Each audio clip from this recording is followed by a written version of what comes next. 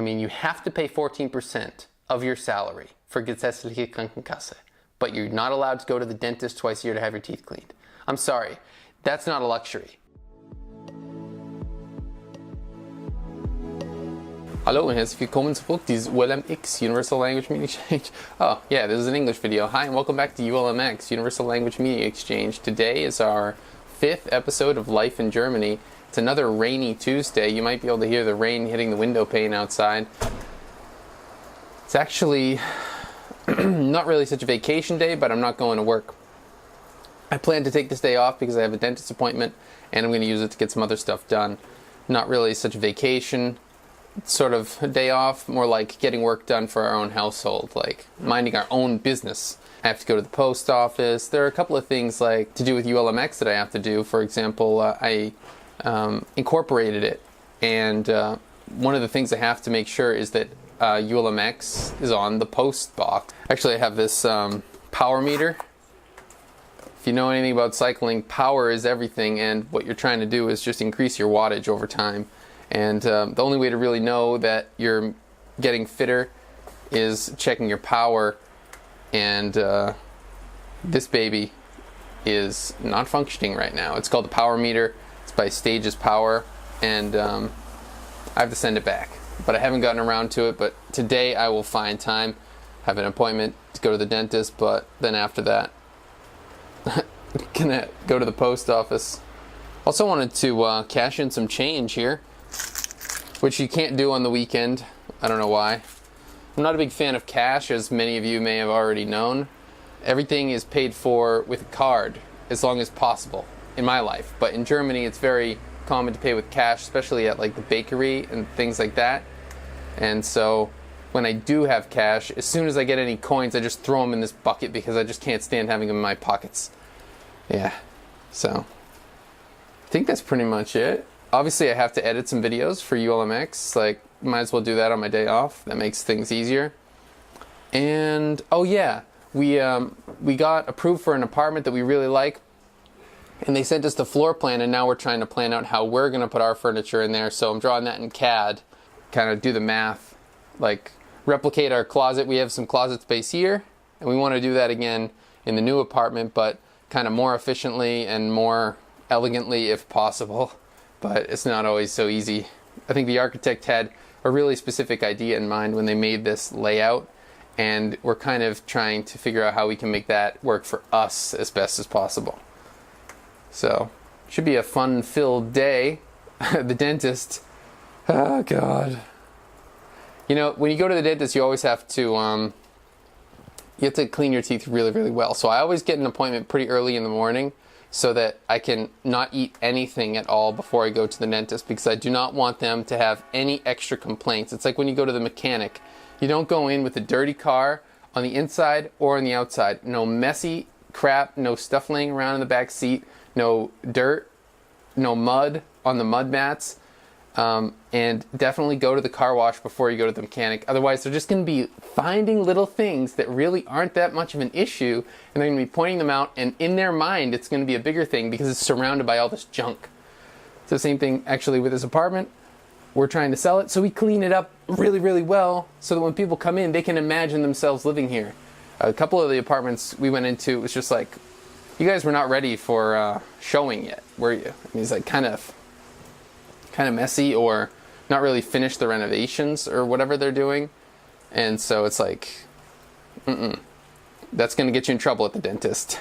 They're going to be like way too critical of you, and when they're critical of you, then they're going to start digging into your teeth and like wanting to do things that you don't really necessarily need. As long as you keep your teeth clean all the time, just make sure that the dentist sees that when you go to the dentist, you clean the teeth really well yourself, so that they almost can't find anything to clean except for the really, really nitty-gritty stuff, which you can't really clean yourself without the tools that they have at the dentist's.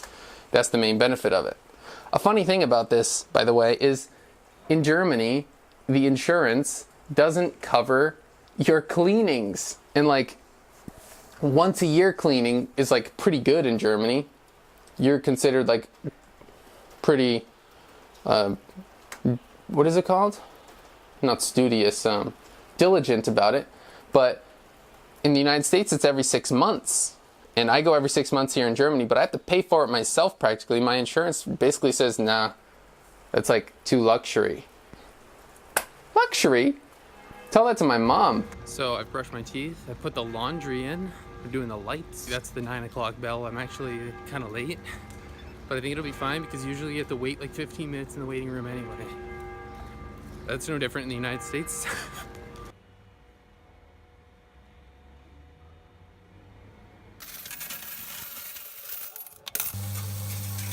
That was actually like 80 bucks worth of change. That was pretty insane.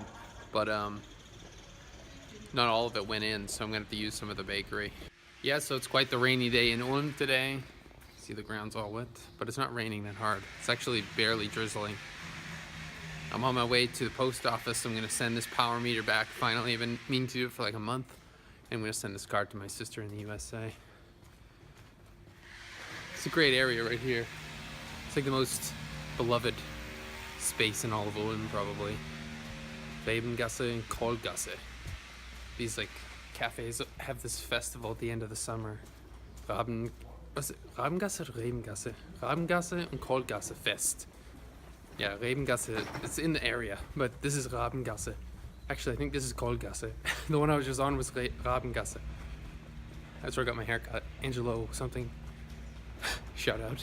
Alright, so I went to the post office today. You know, it's not a big deal, but I thought I would mention that the post office situation is actually a little bit different in Germany, and I find it very interesting because it's something that I would have always taken for granted in the United States, that the United States Postal Service, the mail, is 100% owned and operated by the federal government. But in Germany, there used to be kind of something like that, which has kind of just been sold out and privatized, just like most government holdings like eventually do, like railroads, or actually in Ulm they used to have some apartment buildings that they eventually sold to private companies. So it's just like a source of income for the city itself to own something, to have an asset, an investment. And well, anyway, the mail, it is a business, but it's also owned by the federal government. So it's like their source of income, or one of their sources of income. Of course, taxes are a very big source of income for the government. But in Germany, you have more than one provider, and these providers are private companies. Some are better than others. The post offices are all kind of affiliated with one of these companies, maybe two, but not all of them. And the post offices are privately owned and often are just a side business for another shop. It's always a shop. It's never a restaurant, so far as I know. But they might be a card shop, or, what do you call this in English?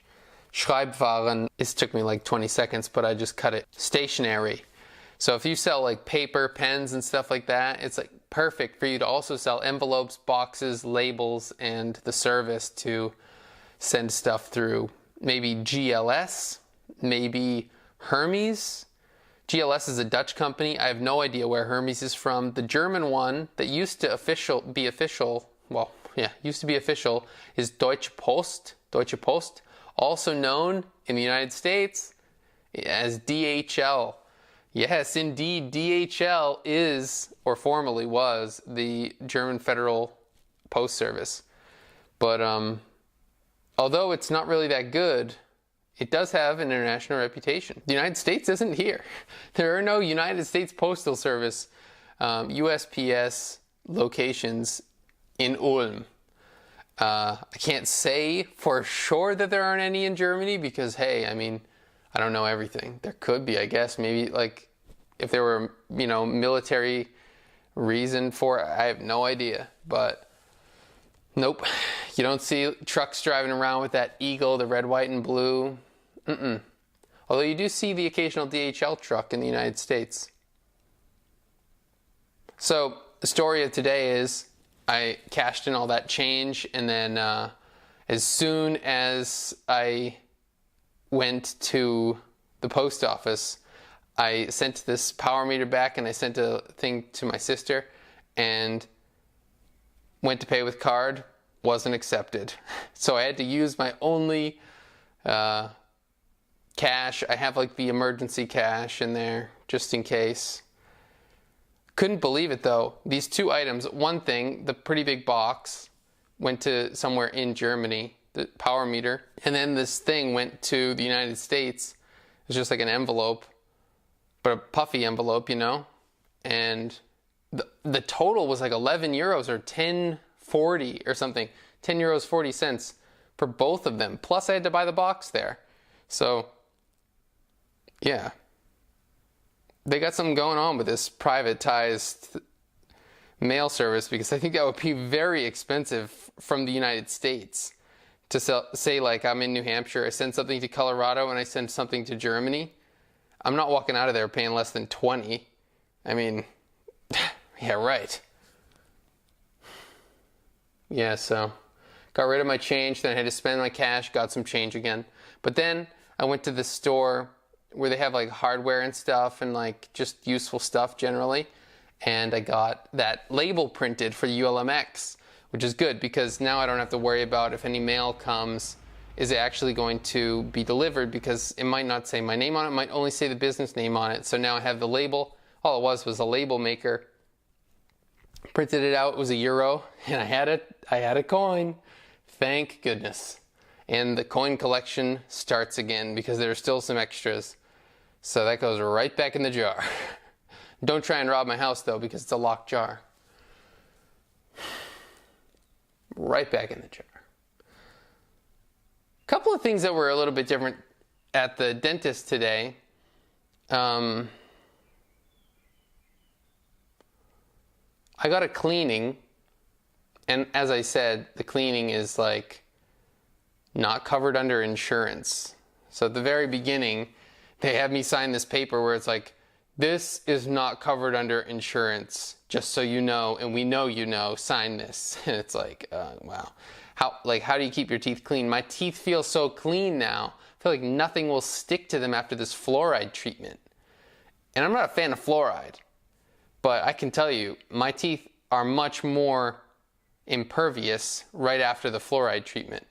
It might calcify my pineal gland, my entire brain might go to mush, what do I know? But hey, my teeth are solid. I had a Abdruck, a mold out of plaster made, because I want to get a Schiene. Schiene is like a guard, a mouth guard. And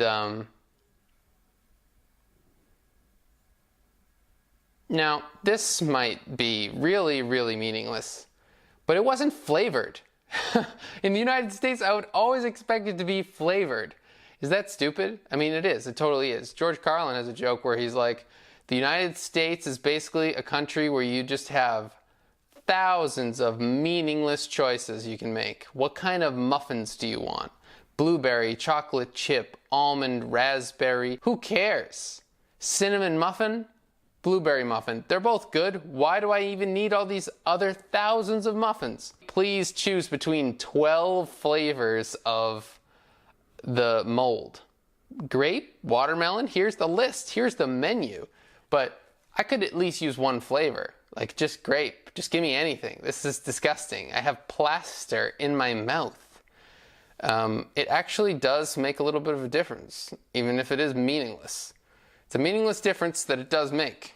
You can't say that about everything, can you? It's amazing how there's always a different experience when you go to the dentist, because like, if you keep getting different people to clean your teeth, it's just a different experience every single time. Some people go hard, some people don't. Some people like never breathe on your face. Some people just keep doing that over and over again.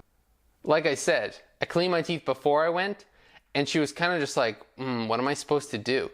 Because she's kind of new, but it always helps. You don't want to give them like a big red flag by having some scum from your breakfast toast left on your gum line, and they're like, oh, this person doesn't clean their gum line. Like, I ate that 10 minutes ago, you know?